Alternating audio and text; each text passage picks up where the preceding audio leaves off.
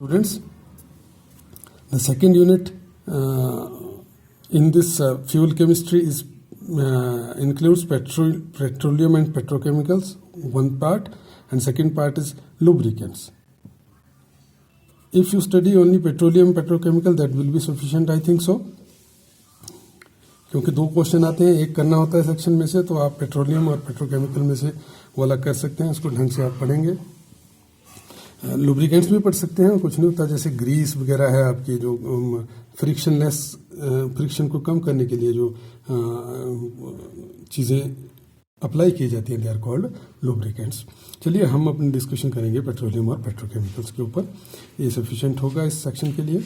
Petroleum as the name indicate Latin word से निकला है, दो अक्षरों से बना है, petra and oleum.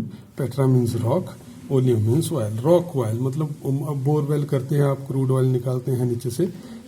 Petrol is not petroleum, petroleum is crude oil. जो कच्चा तेल है उसको पेट्रोलियम बोलते हैं. उसका एक फ्रैक्शन पेट्रोल है, बाकी बहुत सारे फ्रैक्शन उसमें होते हैं.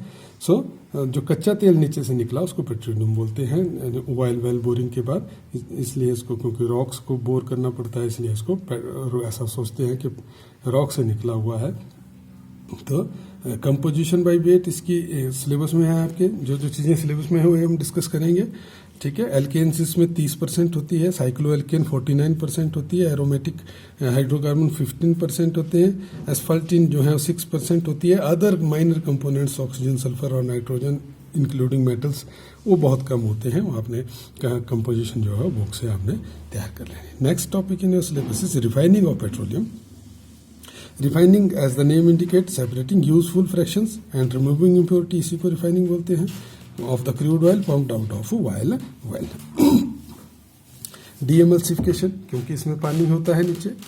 पानी जो है वो तेल के साथ जब आप शेकिंग करेंगे तो एमल्शन बनाता है, सॉल्ट्स उसमें घुले होते हैं, वो स्टेबलाइज उसको करते हैं. पानी को ऑयल से सेपरेट करना तो उसको बोलेंगे डीएमल्सिफिकेशन, ठीक है. कई तरीके हैं, मैकेनिकल मेथड है, एक लाइन इसकी देखनी है आपने, कुछ नहीं है इसमें. तो अलाउ करना टू स्टैंड, ठीक है. और अगर दो लेयर बन जाती हैं शेकिंग के बाद, निचली लेयर पानी की, ऊपरली पेट्रोलियम की, तो लेयर्स को अलग कर सकते हैं हम, और आपकी सेपरेशन हो गई पानी के साथ, पानी से. थर्मल मेथड भी है, 70 डिग्री तक हीट करना है, एमल्शन डिस्ट्रॉय हो जाएगी, लोअर लेयर जो है पानी की बनेगी, अपर वो सेपरेट किया जा सकता है. फिर इलेक्ट्रिकल मेथड, इसमें क्योंकि जो पानी की ड्रॉपलेट्स हैं ऑयल के बीच में जिन्होंने एमल्शन बनाई हुई है, वाटर एंड ऑयल टाइप की, वो जाके डिस्चार्ज हो जाएंगी इलेक्ट्रोड के ऊपर, और फिर वहाँ गैदर होती रहेंगी और अकोमुलेट होके अलग लेयर पानी की बनाएंगी. तो उस तरह से भी पानी से किससे ये सेपरेट हो गया. अच्छा, पानी तो निकल गया, डीमल्सिफाई हो गया. अब रिमूवल ऑफ इम्प्योरिटीज है, वॉशिंग से भी हो सकती है, फिल्ट्रेशन से भी हो सकती है. किसी तरह से कोई एक टेक्निक से या दोनों ही टेक्निक अप्लाई करने पड़ेंगी, वो दिया होगा काम. Third is fractional distillation. ये है जो इसके अलग अलग फ्रैक्शन अलग करने हैं. एक बहुत लंबा चौड़ा का कॉलम बनाया होता है, फ्रैक्शनल डिस्टिलेशन कॉलम बोलते हैं इसको. इसमें नीचे से क्रूड ऑयल डालते हैं, बहुत हाई टेम्परेचर है 723. जो जो चीज़ें वेपोराइज हो सकती हैं वो यहाँ से ऊपर को चढ़ती रहेंगी, और जो वेपोराइज नहीं हो सकती वो हैवी ऑयल की फॉर्म में बाहर निकलती रहेंगी, हैवी ऑयल, ठीक है. अब यहाँ से जब ऊपर चढ़ेंगी तो यहाँ का सेटअप देखिए कैसा है कि यहाँ से वेपर ऊपर तो आ सकता है लेकिन नीचे नहीं आ सकता. यहाँ से ऊपर चढ़ जाएगा, अगर ठंडा होकर लिक्विड बन गया तो यहीं गिरेगा और यहीं से बाहर निकलेगा, नीचे नहीं आ सकता. इस तरह से ऊपर ये सब जगह यही भरा हुआ है. और टॉप मोस्ट पे जो निकलता है उसमें होते हैं कार्बन 1 से लेके कार्बन 4, मतलब मीथेन से लेके ब्यूटेन तक एट टॉप निकलते हैं. टॉप पे ठंडा होता है क्योंकि टेम्परेचर 113 से 303 केल्विन तक इससे गैसेस निकलती हैं, ठीक है. पेट्रोलियम गैसेस बोलेंगे इनको, ठीक है. फिर 5 से 7 तक का फ्रैक्शन उससे नीचे निकलेगा, 303 से 363 केल्विन, क्योंकि यहाँ का टेम्परेचर ज़्यादा, यहाँ का कम, यहाँ से कम, यहाँ कम, यहाँ कम. सबसे कम से गैस निकलेंगी. उसके बाद जो लिक्विड बनेगा वो उसको पेट्रोलियम ईथर बोलते हैं, जिसमें पेंटेन से लेके C7 हेप्टेन तक के मॉलिक्यूल्स होते हैं. फिर उसके बाद C7 से C9 तक निकलेगा नेक्स्ट फ्रैक्शन. ये उसकी टेम्परेचर रेंज है 363 से 393 केल्विन के बीच में. इसको पेट्रोल बोलते हैं. उसके बाद सॉल्वेंट नेफ्था आएगी C910, ठीक है। इसके टेम्परेचर जो है 553 से 425 केल्विन के बीच में है, ठीक है। उसके बाद कैरोसिन ऑयल निकलेगा C10 से C13 तक, ये 423 से 513 केल्विन के बीच में निकलता है। जहाँ जहाँ टेम्परेचर आएगा वहीं से बाहर निकलते रहते हैं ये। फिर डीजल निकलेगा अप टू 623 केल्विन, ठीक है। उसके बाद लुब्रिकेटिंग ऑयल निकलेगा जिनको हम लुब्रिकेंट्स बोलते हैं, वो C15 से C18, ये 543 केल्विन के ऊपर निकलेगा। और लास्ट में जो बचे रहता है दैट इज कॉल्ड C18 से C20 तक, इसको पैराफिन वैक्स कहते हैं, ठीक है। मोम जो इससे निकलता है, तो ये हो। फिर नेक्स्ट है इसके आपके क्रैकिंग ऑफ पेट्रोलियम। क्रैकिंग होता क्या है, बड़े मॉलिक्यूल को तोड़ के छोटे सिंपल मॉलिक्यूल बनाने, इसको क्या क्रैकिंग कहते हैं। क्रैकिंग थर्मली भी हो सकती है, क्रैकिंग कैटालिटिकली भी हो सकती है। इसके बारे में शॉर्ट नोट आपने तैयार करना है। जैसे यहाँ पे एग्जांपल मैंने लिया है C12H22, डोडोकैन है ये 973। थर्मली अगर मैं कर रहा हूँ तो दो बन गए इसके, एक हेप्टेन बन गई, दूसरी पेंटेन, ठीक है। एक एल्केन है, दूसरी एल्कीन है, ठीक है। ये थर्मल क्रैकिंग जो है वो लिक्विड फेज में भी कराई जा सकती है, वेपर फेज में भी कराई जा सकती है। तो इस तरह से आपने थोड़ा सा इसके बारे में तैयार करना है। दूसरी कैटालिटिक क्रैकिंग है, ऐसी ही है, हीट तो करना ही पड़ेगा लेकिन ज़्यादा हीट नहीं करना पड़ेगा। सूटेबल कैटलिस्ट अगर हम लेंगे तो थोड़ी लोअर हीट पे ये क्रैकिंग प्रोसेस हो जाएगा 573 से 773 केल्विन की रेंज के बीच में, ठीक है। तो क्रैकिंग के बारे में ज़्यादा से ज़्यादा 3-4 नंबर का नोट आपने तैयार करना है, इससे ज़्यादा का क्वेश्चन नहीं आता है। Then it is reforming. Reforming क्या होता है, converting the acyclic hydrocarbon into aromatic hydrocarbon. जैसे ये हेक्सेन है, साइक्लोहेक्सेन, अगर मैं इसको 673, ये एक तरीका है डीहाइड्रोजिनेशन, इसमें से हाइड्रोजन निकालनी 3 मॉलिक्यूल तो बेंजीन बन जाएगी। तो ये 673 केल्विन पे प्लेटिनम की प्रेजेंस में ये होता है तो बेंजीन बन जाती है। इस तरह से 1-2 मेथड बुक में और दिए गए हैं। रिफॉर्मिंग के बारे में आपने पढ़ना है और उसका नोट तैयार करना है। एप्लीकेशन ऑफ रिफॉर्मिंग भी आपने देखनी है, 2-3 लाइनें, तो वो आपने किताब से तैयार करना है। उसके बाद बहुत सिंपल आपके सिलेबस में है LPG, liquefied petroleum gas.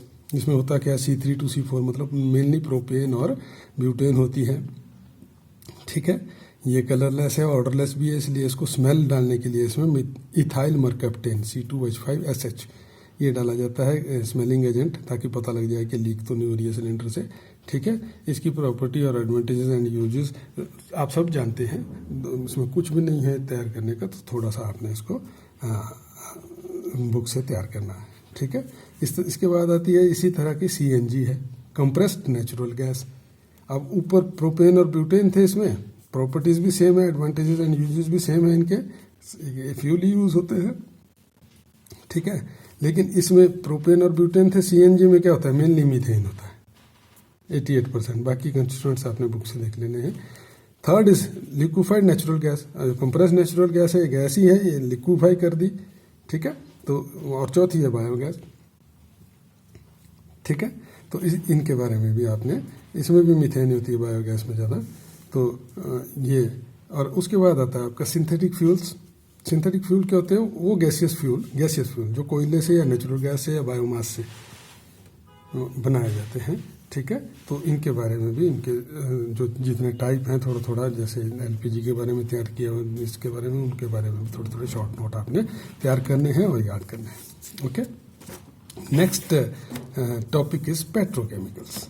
Petrochemicals होते क्या हैं, पेट्रोलियम के प्रोडक्ट से बनाए गए यूजफुल प्रोडक्ट को हम पेट्रोकेमिकल कहते हैं। आपकी किताब में 6 एग्जाम्पल दिए हैं। पहला इज विनाइल एसीटेट, ये इसका स्ट्रक्चर है, CH2 double bond CH O C double bond O CH3, ठीक है। ये मोनोमर ऑफ पॉलीविनाइल एसीटेट है, ठीक है। प्रिपरेशन इसकी कैसे होती है, इथीन लिया हमने, उसमें CH3COOH डाला, हाफ ऑक्सीजन डाली, CuCl2 PdCl2 और CH3COONA सोडियम एसीटेट लिया, आपका विनाइल एसीटेट बन गया। उसके बाद यूजेस आएंगे, इन सब पेट्रोकेमिकल का यही है। It is a monomer for polyvinyl acetate, polymer भी बना सकता है, कोपॉलीमर भी बना सकता है दूसरे मोनोमर के साथ रिएक्ट करके। पेंट्स में भी पड़ता है, एडिजिव में भी पड़ सकता है। ये पॉलीविनाइल अल्कोहल बनाने के काम आता है। और पॉलीविनाइल अल्कोहल का यूज़ कहाँ होता है? टेक्सटाइल कपड़े की उसमें मिल में या पेपर मिल में। ठीक है, तो पहला हो गया आपका पेट्रोकेमिकल विनाइल एसीटेट। इसी तरह से प्रोपिलीन ऑक्साइड है, ये इसका फॉर्मूला है CH3CH CH2 और यहाँ पे साइक्लिक की तरह ROR ऑक्सीजन लगी हुई है। ठीक है, ये क्लोरीनेशन मेथड है पहला। हाइपोक्लोरिक एसिड बनेंगे, क्लोरीन को पानी में पास करेंगे, HOCl बनता है जिसका हाइपोक्लोरिक एसिड। इसको हम प्रोपेलिन के साथ रिएक्ट करेंगे तो ये बनेगा, एक जगह यहाँ पे OH लगेगा, यहाँ Cl, दूसरे मॉलिक्यूल में यहाँ पे Cl लगेगा, यहाँ पे OH लगेगा, कुछ भी बन सकता है। इन दोनों को जब हीट करेंगे कैल्शियम हाइड्रोक्साइड की प्रेजेंस में तो यहाँ से Cl2 निकल जाएंगे, CaCl2 बन जाएगा। एक तरफ से OH दूसरी तरफ से H निकलेगा तो ये साइक्लिक रिंग बन जाएगा अपने आप ही।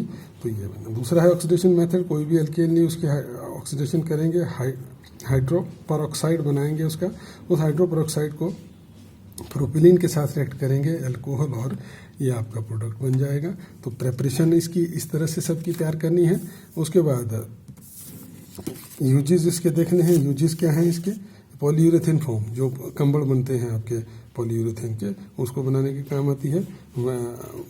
पॉलीग्लाइकोल्स बनाने के काम आती है। इस तरह से यूजेस इनके आपने सामने देखने हैं। Next is isoprene. आइसोप्रीन जो रबड़ बनता है, ये इसकी स्ट्रक्चर है CH2 double bond CH3 CH CH2। ठीक है, प्रेपरेशन लेटेक्स होता है रबड़ के प्लांट का जो दूध है उसकी पायरोलिसिस करेंगे, हीट करेंगे उसको, तो आइसोप्रीन बन जाती है। दूसरा होता है फ्रॉम पेट्रोलियम, नेफ्था जो फ्रैक्शन आता है पेट्रोलियम का, उसकी थर्मल क्रैकिंग करेंगे तो आइसोप्रीन बन जाता है। यूजेस रबड़ बनाने का काम आती है। पॉलीमोनिमर विद स्टाइरिन, इसके पॉलीमर ही बनेंगे। थर्मोप्लास्टिक इलास्टोमर्स बनते हैं। तो 3 हमने डिस्कस कर लिए, 3 आपके लिए छोड़ दिए मैंने। ब्यूटाडाइन के बारे में पढ़ना, टॉलुइन के बारे में और जाइलिन के बारे में भी। तो इसके साथ ही आपका सेकंड यूनिट खत्म। फर्स्ट हमने कल खत्म कर लिया था, सेकंड भी खत्म हो गया, फोर्थ भी खत्म हो गया। अब एक यूनिट बचता है, दैट इज थर्ड यूनिट। उसको हम किसी और दिन वीडियो में डिस्कस करेंगे। Okay, thank you.